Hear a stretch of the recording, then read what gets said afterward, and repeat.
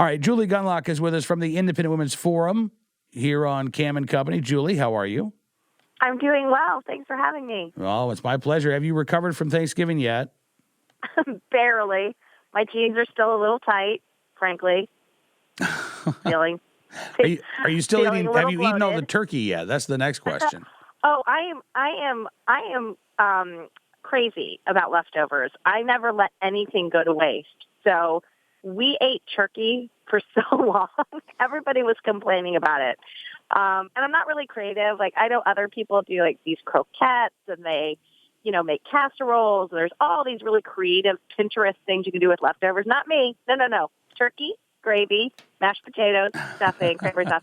Same meal for like a week after. So everyone hates Thanksgiving for, a couple days later. Now, I mean, they'll recover. They'll be fine. But, so we've eaten it all the leftovers. All right, I feel good about this because I actually we changed it up. My wife made a turkey pot pie last night, so we at least had all of the same ingredients, just in a pie form. Nice. I like that you add more carbs to it. I like that with a crust on top. Exactly, like and the mashed potatoes on the bottom.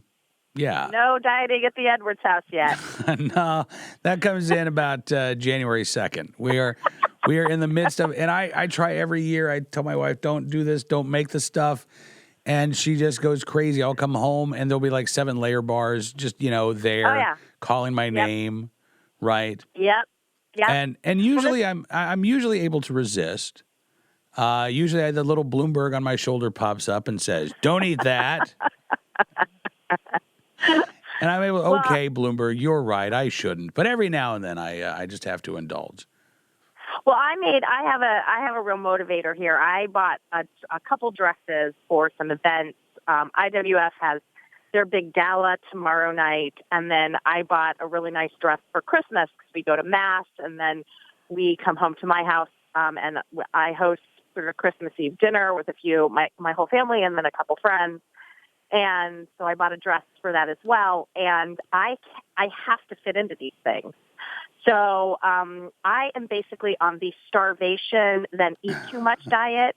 So between events, I basically starve myself, and then I go too far. So it seems to be working for now. That's going to get me through the holidays.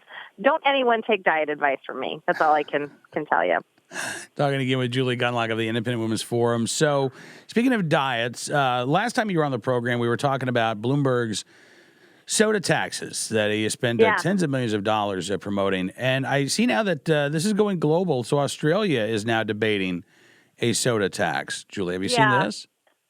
Yeah, look, I mean, the one thing politicians share, and it doesn't matter their nationality, it doesn't matter, whether they've been in office for a short time or whether they've been in office for a long time. And frankly, in many cases, it doesn't even matter their party affiliation. They like money. Okay, and they like to spend taxpayer dollars. And what happens is it's like it's like any addiction, right? You might start off sort of reasonable, like and then it starts happening, and pretty soon you're a junkie. Okay, and politicians are much the same. They cannot control themselves. They cannot set priorities or in any way be fiscally conservative, be good stewards of taxpayer dollars. Okay, or say, you know what? The shrimp on treadmills and all the, cow farts and all the programs that federal taxpayer dollars pay for, maybe these things are wasteful, maybe in a time of war or maybe, when the economy stinks, like maybe we should prioritize things more. No, they don't. They continue to fund these ridiculous programs that could be privately funded, by the way. Mm-hmm. And they waste and then when they run out of money, they just come up with another way to tax us. So this is why these things spread, right? Because Australia probably read some article about, some Australian politician said, hey, this is bringing in billions of dollars. It's a new revenue source. So again, politicians, it doesn't matter what country they're from, they all like to spend the revenue that's raised through taxes, and they are getting real creative on how to raise that money. It's interesting. I saw someone on Twitter respond to this in Australia, raise the question, rather than considering a sugar tax, why not a fresh fruit and vegetable subsidy for low-income earners and pensioners? And that gets exactly to your point, right? So if you're concerned about low-income individuals not eating healthy, You want to encourage them to eat healthy. Well, they could subsidize, right, fresh fruits and vegetables, but that wouldn't be a revenue producer, right? So what's the point of that? Right, and you're not going to get me to be promoting any kind of subsidy either. Look, I think the government needs to get out of this stuff, okay? And, at the very least, I might say, okay, maybe they can fund a public service announcement, and I even think that's going too far because there's plenty of skinny rich people who can fund that. But I think part of the problem here is, you need to look at when the government gets involved in things go crazy. Things get bad, okay? School lunches, for instance, okay? The more federal control over the school lunch program, the worse it's gotten, okay? And what do the politicians in D.C. do? Not all of them, but what do? Tom Harkin, my God, that guy, every year he tried to reform the school lunch program, and every year his solution was add more money to it, increase the federal dollars that go to this program. Okay, let's take a hard look at this and see that, kids are paying full price for this, kids that don't even need, a school lunch. They never look at it from that perspective. They just add more dollars to it. And again, they expand the program. And this latest iteration, this latest quote unquote reform of the school lunch program, they took more control away from local administrators, local school officials, and they put more control at the federal level. And so, you've got these situations where, more and more federal control does not equal an efficient program. So I think, and this happens across the board.